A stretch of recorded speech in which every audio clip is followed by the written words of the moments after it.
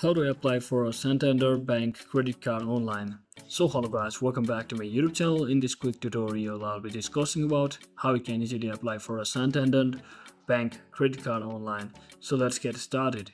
So first thing, simply search in for Santander Credit Card and just tap on the first link which appears over here and make sure you're currently logged into your account.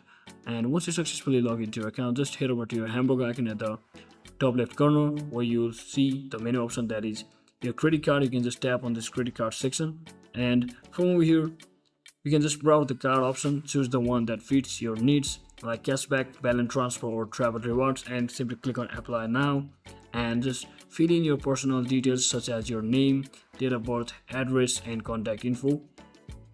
And you can basically enter your employment and income information.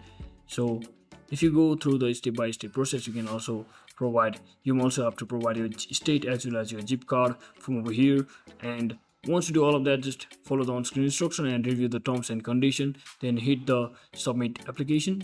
And once you do all of that, you will get an instant decision online. If approved, your card will arrive in the mail within a few business days. So that's it for today guys. I hope this video was informational. If it was, don't forget to like and subscribe. See you on the next one.